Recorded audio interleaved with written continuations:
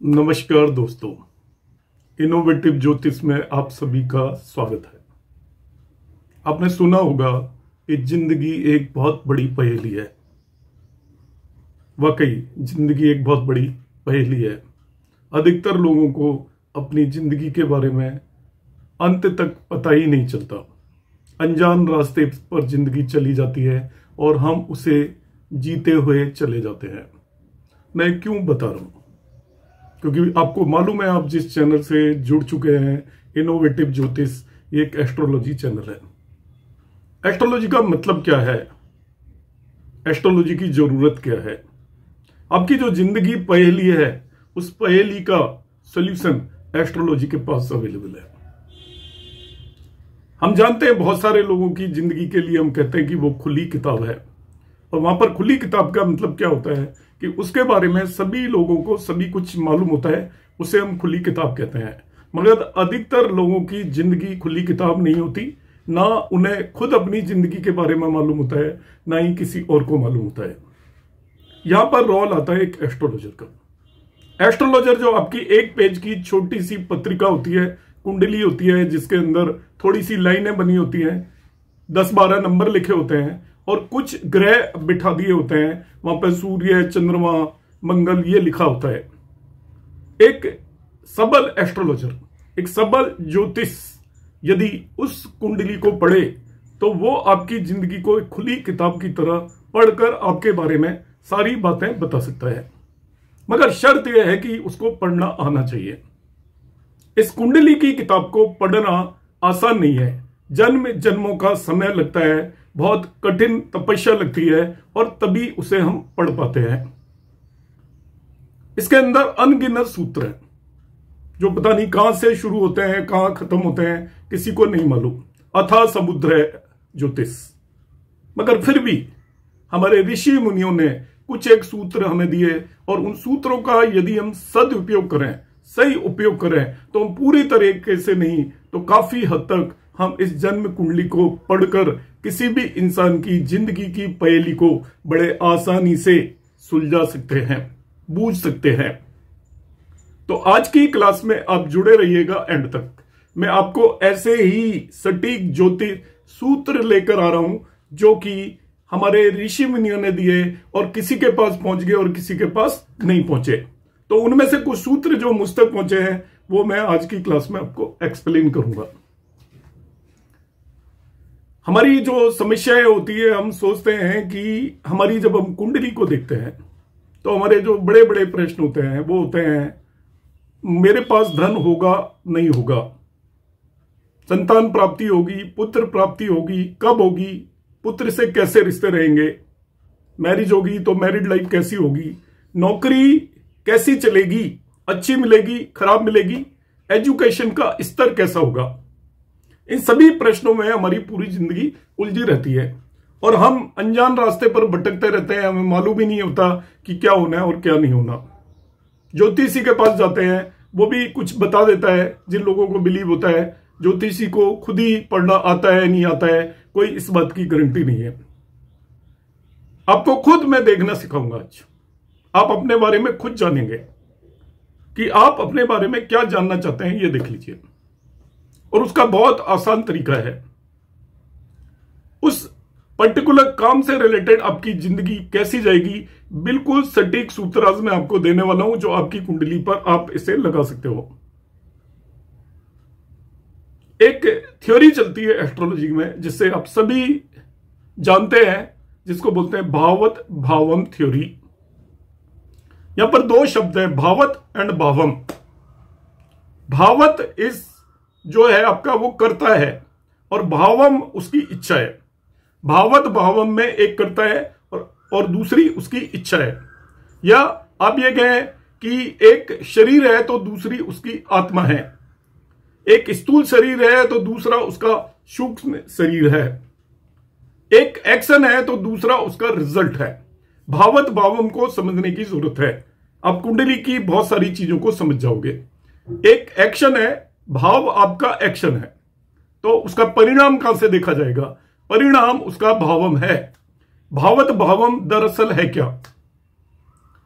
आप किसी भी भाव से उतने ही भाव आगे जाने पर जो स्थान आएगा उसे हम उसका भावम बोलेंगे, और इस थ्योरी को भावत भावम बोलते हैं। सपोज 5वां भाव है तो 5वें भाव से 5 गिनिए, आप 9वें भाव पर पहुंच जाओगे। तो 5वां भाव है भावत है, और 9वां भाव उसका भावत भावम है। तो 5th हाउस आपका एक्शन होगा और उसका परिणाम आपको 9th हाउस देने वाला है। किस तरीके के आपके परिणाम मिलेंगे या नहीं मिलेंगे, ये भी आपका 9th हाउस डिसाइड करेगा। उसकी सूक्ष्म डिटेल आपको जाननी है तो वो 9th हाउस डिसाइड करेगा। सूक्ष्म डिटेल का मतलब क्या है कि आपको संतान प्राप्ति होगी, कैसी होगी, आसानी से होगी, डिफिकल्टी से होगी, इन सभी प्रश्नों का जवाब 9वें भाव के अंदर छुपा हुआ है। तरीका क्या है, हर एक भाव का कुंडली के अंदर सिग्निफिकेटर या कारक ग्रह है। जैसे पहले भाव का कारक सूर्य, दूसरे भाव का, 5वें भाव का, 9वें भाव का, 11वें भाव का कारक जुपिटर या गुरु, तीसरे और छठे भाव का कारक मंगल, चौथे भाव का कारक चंद्रमा, 7वें भाव का कारक शुक्र, 8वें और 12वें भाव का कारक शनि है, और 10वें भाव के मल्टीपल कारक हैं। क्या भावत भावम की उपयोगिता है, क्या कारक की उपयोगिता है। आप जब भी किसी भी भाव से रिलेटेड रिजल्ट कुंडली में पढ़ना चाहते हैं, भविष्य जानना चाहते हैं कैसा होगा, बहुत ही आसान तरीका है। सपोज आप पुत्र से रिलेटेड, संतान से रिलेटेड जानना चाहते हैं, संतान होगी नहीं होगी, डिफिकल्टी से होगी, कैसी रहेगी, सभी प्रश्नों का जवाब बड़ा आसान है। आपका संतान प्राप्ति का भाव है 5th हाउस, और उसका सिग्निफिकेटर है जुपिटर। अब उसके भावम पर जाइए। 5th का भावम है आपका 9th हाउस। यदि 9वें भाव पर किसी भी तरीके से जुपिटर का असर आ जाता है, उसके कारक का असर आ जाता है, 9वें भाव के अंदर जुपिटर जाकर बैठ जाता है, तो आपकी संतान विश्व विजयी होगी। जिनके भी 9वें भाव के अंदर जुपिटर है, यदि उस पर कोई मेलिफिक इन्फ्लुएंस नहीं है 9th हाउस के ऊपर, अशुभ ग्रहों का कोई असर नहीं है, यदि जुपिटर जाकर बैठ गया तो अति उत्तम है। आप कहिए बहुत अच्छी संतान होगी, हर तरीके से नाम रोशन करेगी, आपकी पूरी जिंदगी में वो खुशियां लेकर आएगी। मगर वहीं पर यदि अशुभ ग्रहों का असर हो गया 9th हाउस के ऊपर, राहु का असर हो गया, शनि का असर हो गया, मंगल का असर हो गया, तो आपको संतान प्राप्ति में भी डिफिकल्टी होगी। आपका रिजल्ट है इच्छा भंग हो गई, इच्छा आपकी पूरी नहीं होगी। इच्छा केवल संतान प्राप्ति तक नहीं होती, इच्छा होती है संतान अच्छी पढ़े लिखे, आगे बढ़े, आपका नाम रोशन करे, बुढ़ापे में आपको सहारा दे, आप आज्ञाकारी संतान हो। मगर यदि 9वें भाव पर अशुभ ग्रहों का असर हो गया, वहां जाकर बैठ गए, तो आप मानकर चलिए कि आपको संतान प्राप्ति में डिफिकल्टी होगी। आपका संतान प्राप्ति का जो योग है वो पूरी तरीके से भंग हो चुका है। यहां पर प्राप्ति का मतलब केवल संतान पैदा होना नहीं है, संतान जैसी आप चाहते हैं, राम जैसी संतान, वो आपको नहीं मिलने वाली है। मगर जुपिटर बैठा है तो आपको राम जैसी संतान मिलेगी, यदि उस पर मेलिफिक इन्फ्लुएंस नहीं है तो। अशुभ ग्रह भी बैठा है वहां पर, मगर उस पर जुपिटर का इन्फ्लुएंस आ रहा है, एस्पेक्ट आ रहा है, तभी भी आप मान सकते हो कि आपको ठीक ठाक संतान मिलेगी, मगर उतना बेहतर तभी मिलेगी जब 9वें भाव पर शुभ ग्रहों का असर है। दूसरा मैं एग्जांपल देता हूं, मैरिड लाइफ। मैंने पहले भी एक वीडियो बनाया था, आपने देखा होगा। मैरिड लाइफ से रिलेटेड बड़ा सटीक सूत्र है। आपकी मैरिड लाइफ कैसी जाएगी, कैसी आप मैरिज में प्रोग्रेस करेंगे नहीं करेंगे, उसके बारे में अभी हम बात करने वाले हैं। अब आप मैरिड लाइफ देखना चाहते हो तो मैरिड लाइफ के लिए जो भाव होता है 7वां भाव, उसका कारक है शुक्र।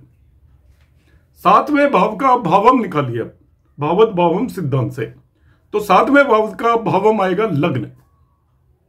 अब मैरिड लाइफ आपकी किस तरीके की जाएगी, यदि लग्न के अंदर मैरिज का कारक ग्रह शुक्र जाकर बैठ गया तो आपकी बहुत बेहतरीन मैरिड लाइफ रहने वाली है।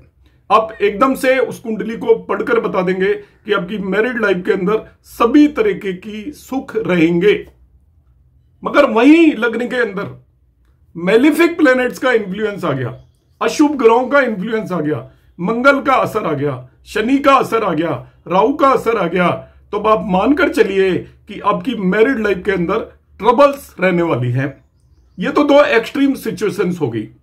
मैरिड लाइफ ठीक ठाक कैसे रहेगी कि आपकी लग्न के ऊपर शुभ और अशुभ दोनों ग्रहों का असर है, तब आपकी मैरिड लाइफ मिक्स्ड जाएगी।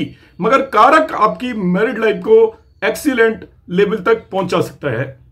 सपोज आपको अपनी पारिवारिक जिंदगी देखनी है, आपको वेल्थ देखनी है, आपके पास धन होगा, धान्य होगा, नहीं होगा, यदि आपको जज कर रहे हैं तो आपकी वेल्थ का हाउस होता है दूसरा, सेकंड हाउस, और उसका भावत भावम सिद्धांत से जाओगे तो तीसरा भाव उसका भावम होता है। तो सेकंड का भावम तीसरा भाव है, सेकंड भाव का रिजल्ट तीसरा भाव देगा। अब सेकंड भाव का कारक ग्रह कौन है? जुपिटर, गुरु। यदि सेकंड भाव का कारक ग्रह गुरु यदि तीसरे भाव के अंदर जाकर बैठ गया, आप अपनी कुंडली को चेक कर लेना, यदि उस पर अशुभ ग्रहों का असर नहीं है तो आपकी वेल्थ बहुत टॉप क्लास होगी, फैमिली लाइफ बड़ी एक्सीलेंट होगी, आप परिवार से बहुत एसोसिएटेड होगा, परिवार के अंदर बहुत ज्यादा लगाव होगा, प्यार होगा, मोहब्बत होगी, एक दूसरे के लिए जान देने के लिए लोग तैयार होंगे। मगर वहीं दूसरी ओर यदि तीसरे भाव पर अशुभ ग्रहों का असर है, आपको और कई तरीके की सफलता मिल सकती है, क्योंकि तीसरे भाव के अंदर अशुभ ग्रह अच्छे माने जाते हैं। मार्स भी अच्छा माना जाता है, राहु भी अच्छा माना जाता है, मगर आपकी मैरिड लाइफ और वेल्थ के लिए बिल्कुल भी ठीक नहीं रहेगी। वो आपके पराक्रम के लिए अच्छा होगा यदि अशुभ ग्रह तो थर्ड हाउस के अंदर आपके यदि वहां पर कारक बैठा हुआ है सेकंड हाउस का, तो आपकी मैरिड फैमिली लाइफ एक्सीलेंट रहने वाली है। तो जो आज के सूत्र हैं उसका लबो-लबाब यह है कि बहुत सिंपल सा सूत्र है जिसे आप सभी कुंडलियों पर अप्लाई करें। सपोज आपने प्रोफेशन देखना है किसी भी व्यक्ति का, 10th हाउस प्रोफेशन का हाउस है, उसका भावम होता है 7वां भाव। यदि प्रोफेशन के कारक ग्रह शनि, प्रोफेशन का कारक ग्रह मरकरी, प्रोफेशन के कारक ग्रह सूर्य यदि 7वें भाव के अंदर जाकर बैठ जाएं और उन पर अशुभ ग्रहों का असर ना हो, वो खुद अशुभ है एक अलग बात है, मगर दूसरे अशुभ ग्रहों का उसके ऊपर असर नहीं है, तो आप प्रोफेशन में टॉप क्लास पहुंचोगे, हाईएस्ट आपका नाम होगा, सब लोग आपको जानते होंगे, आपकी एक्सीलेंट पब्लिक इमेज होगी। मगर वहीं पर 7वें भाव के अंदर अशुभ ग्रहों का असर है, आपको 7वां भाव देखना है, अशुभ ग्रहों का असर है तो आपको प्रोफेशन के अंदर ट्रबल्स रहने वाली है। कोई असर नहीं है 7वें भाव में, ना ही कोई ग्रह बैठा है, ना कोई उसे देख रहा है, ना ही वो पापकृति में है, तो आपकी प्रोफेशनल लाइफ ऑर्डिनरी जाएगी, उसके अंदर ना ही कोई बहुत एक्सीलेंट कुछ होगा और ना ही कुछ आपके साथ बहुत बुरा होने वाला है। तो इस कंसेप्ट को आप लगाकर आज एक बहुत ही बेहतरीन सूत्र सीख कर जाएंगे और इसको आप सभी कुंडलियों पर लगाएं तो आपका एस्ट्रोलॉजी का लेवल काफी आगे बढ़ेगा। और जैसे मैंने कहा, आप एक कुंडली को पढ़ने की एक नई विधा सीखकर आज जाएंगे। नमस्कार, धन्यवाद।